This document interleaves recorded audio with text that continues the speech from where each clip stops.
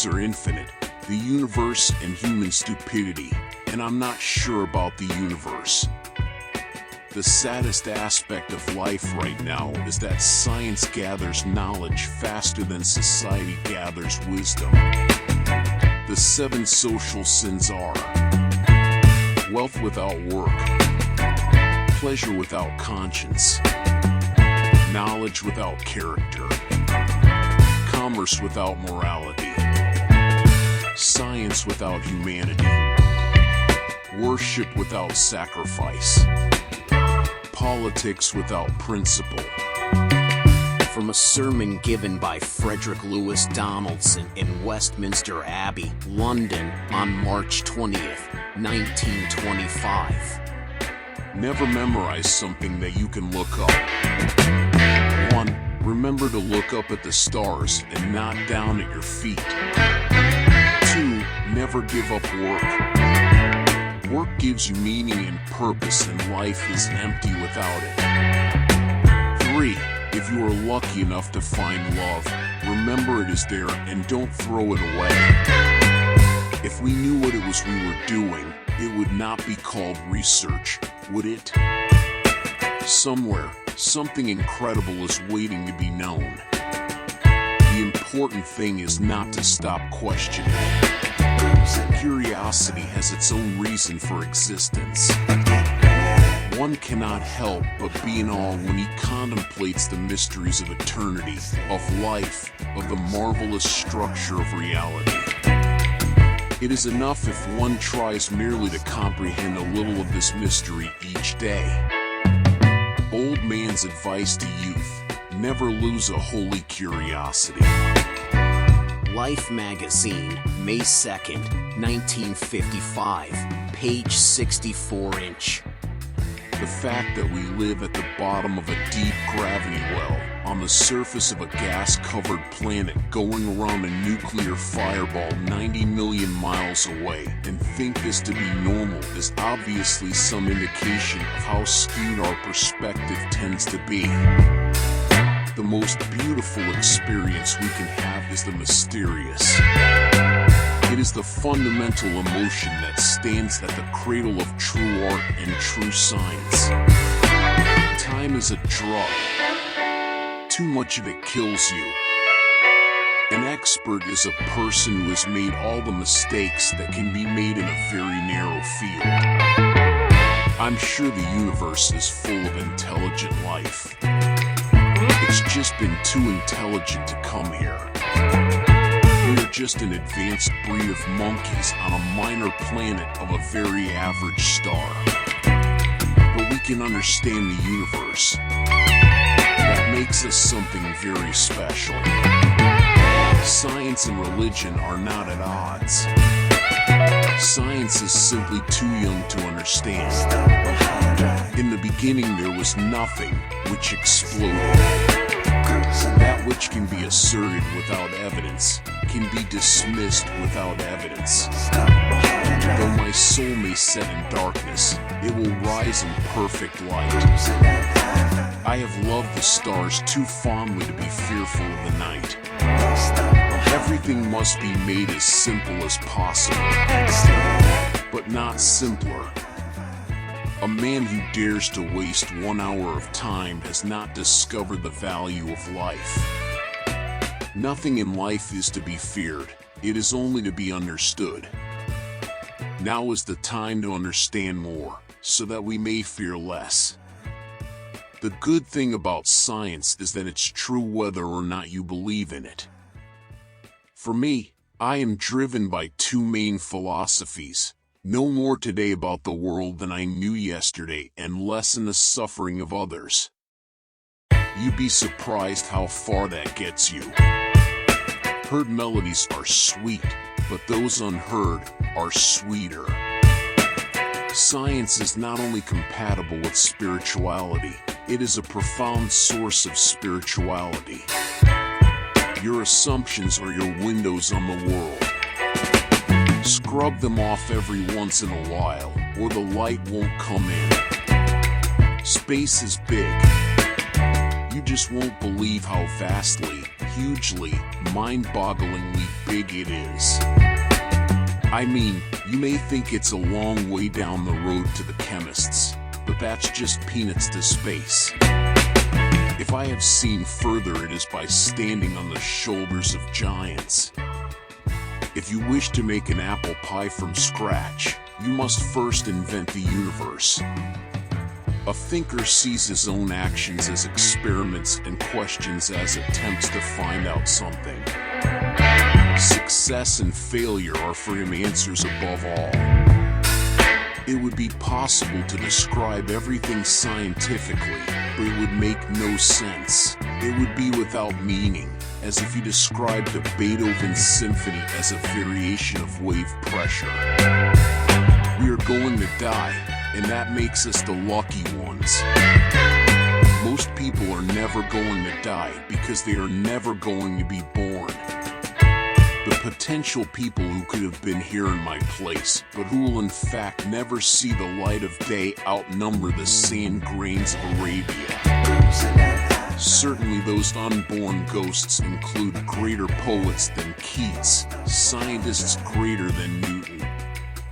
We know this because the set of possible people allowed by our DNA so massively exceeds the set of actual people. In the teeth of these stupefying odds, it is you and I, in our ordinariness, that are here. We privileged few, who won the lottery of birth against all odds. How dare we whine at our inevitable return to that prior state from which the vast majority have never stirred?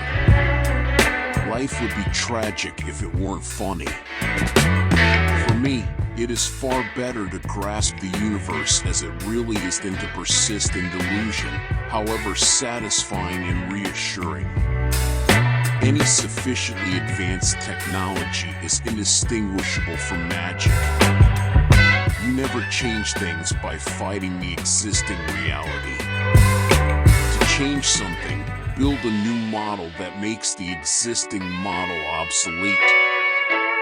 Physics is like sex. Sure, it may give some practical results, but that's not why we do it. Extraordinary claims require extraordinary evidence. I believe there is another world waiting for us. A better world. And I'll be waiting for you there. Who's more humble? The scientist who looks at the universe with an open mind and accepts whatever the universe has to teach us, or somebody who says everything in this book must be considered the literal truth, and never mind the fallibility of all the human beings involved? So this is it, said Arthur, we're going to die. Yes, said Ford, except, no. Wait a minute. He suddenly lunged across the chamber at something behind Arthur's line of vision. What's this switch? He cried. What? Where? Cried Arthur, twisting round. No, I was only fooling, said Ford. We're going to die after all.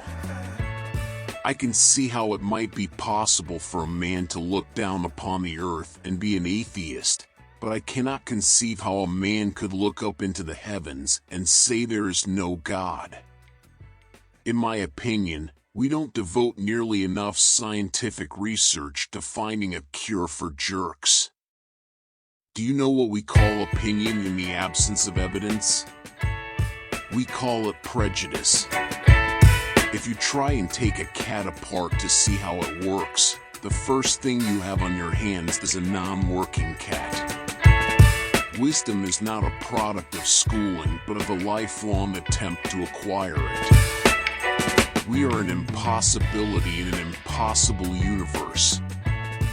In science, it often happens that scientists say, you know, that's a really good argument, my position is mistaken, and then they would actually change their minds, and you never hear that old view from them again.